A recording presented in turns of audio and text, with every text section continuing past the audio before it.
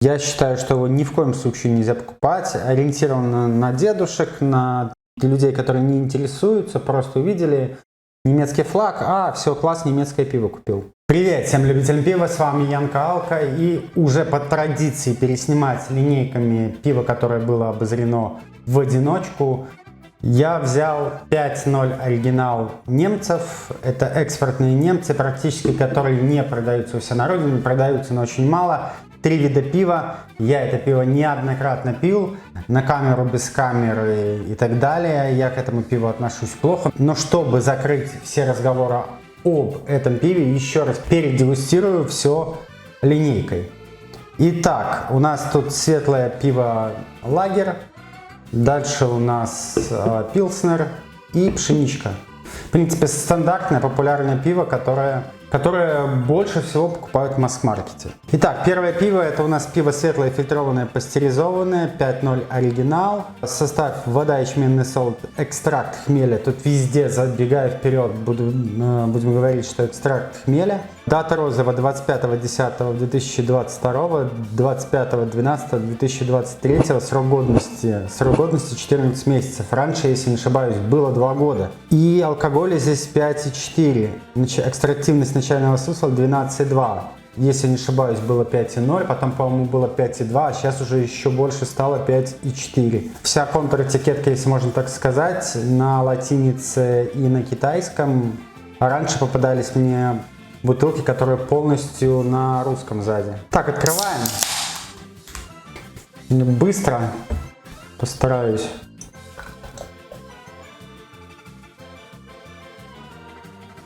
Итак, цвет.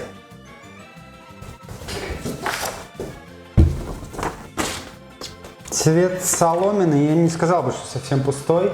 Карбонизация средняя, пузырики довольно толстые.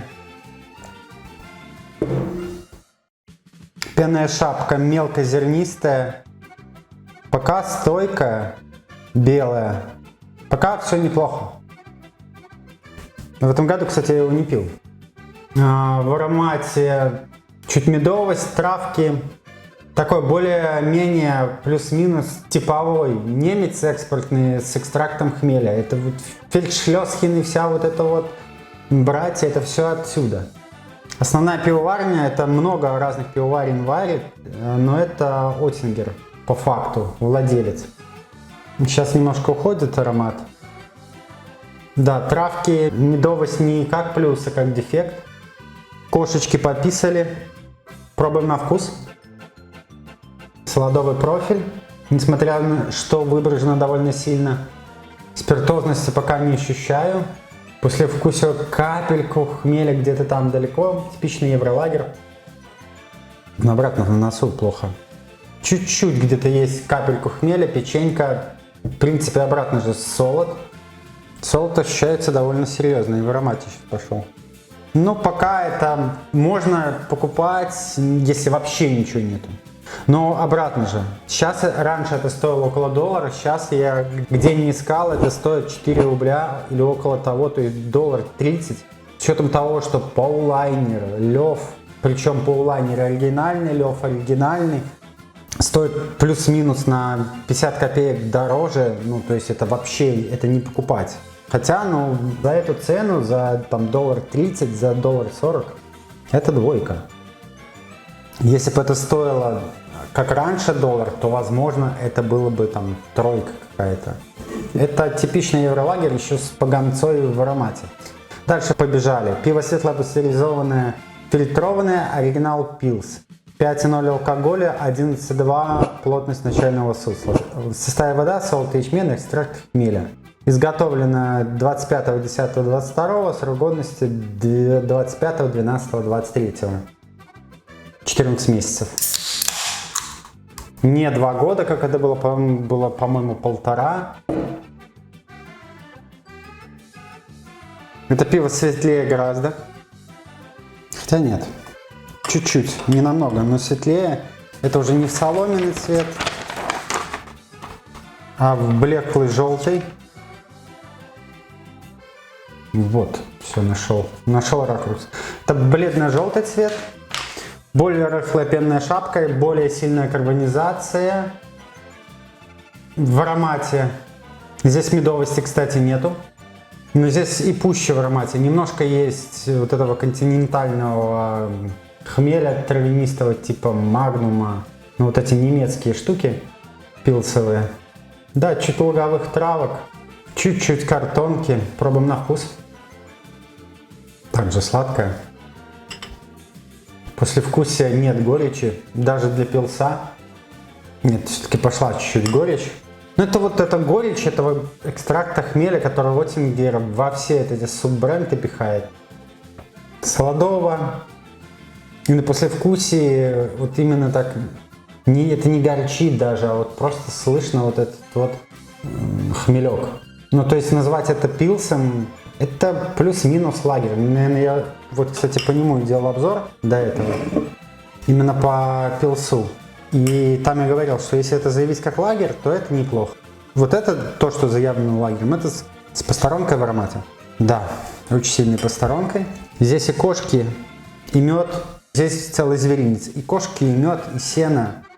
Так, и третий вариант пива. Weissbier. От той же компании, от того же бренда. Пиво светлое, пшеничное, нефильтрованное, пастеризованное. 5.0 оригинала Weissbier. Состав: вода, пшеничный солод, ячменный солод, экстракт хмеля, дрожжи, экстрактивность начального сутра 10,5, алкоголя 5,0. По объему это все 0,5 банки. Пенную шапку вы не видите, да? Ну, вот так только, да? Ну, все здесь неплохо. Оранжевый цвет. Сейчас дадим немножко отстояться. Пару минуток. Оранжевый цвет, карбонизация средняя, пенная шапка белая, довольно высокая, но среднезернистая, не мелкозернистая. Обычно у пшеничек более мелкозернистая пенная шапка, я так скажу. Хороших пшеничек. В аромате чуть кислинки, ячменный солод использованы, поэтому здесь я уверен, что и нажористости вот такой не будет. Для тех, кто, опять же, повторю, не очень любит нажористые вкусные ароматные пшенички. Банана я пока здесь не слышу, кориандр, ну что-то из таких, из пряных трав. Пробуем на вкус. Очень пусто, послевкусие кислит и проваливается в воду. Вообще жопа. Вообще пустая пшеничка настолько, что ужас. Кориандр, бананы сейчас подождем еще, но банана здесь нет. Солодовый профиль, но быстро скатывающийся в послевкусие, ненасыщенный абсолютно. Да, никакое. Просто пустая пшеничка. Итого, сейчас быстренько пробежимся по всему. Так, оригинал. Пробуем еще раз. Нет, медовость, очень жесткий картон, еще какая-то посторонка, ужасно. Ужасно. Сладкое, кислит. Фу. 2 балла. Оригинал пилс. Здесь уже меньше. Здесь нету в носу посторонки. Это чистый пустой евролагер, не более того. Никакой это не пилс, не пилснер и так далее. Просто евролагер. Пустой евролагер. Вот это то, что обозвано пилсом. Это балла 3. Если бы вот это было названо лагерем, это было бы баллов 4, наверное. Ну а так как это заявлен пилс, это 3. Тоже что-то проступает. Пшенички, смотрите, абсолютно не стойкая пенная шапка. Не прошло там, не знаю, 4 минуты. Ее уже нет абсолютно. Ну, чуть-чуть банана пробилась. Капля банана пробилась, но дрожжи кислит довольно пусто на послевкусии. Это плохое пиво. Это пиво исключительно изготавливается на экспорт. Я считаю, что его ни в коем случае нельзя покупать. Ориентировано на дедушек, на людей, которые не интересуются, просто увидели немецкий флаг, все, класс, немецкое пиво купил.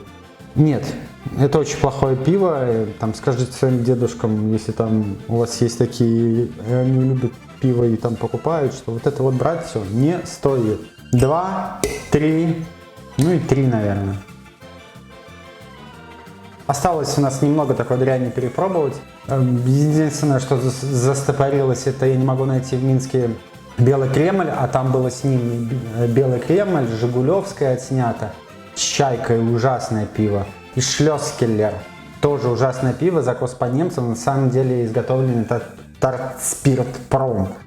Их надо отснять, но для начала надо найти. И скоро пойдем уже по таким. Есть у меня пара ноунеймов чешских, немецких. Спасибо, что подписываетесь, ставите лайки, комментируете. С вами был Ян Калка, до новых обзоров. Пиво данное никому не рекомендую. Пока.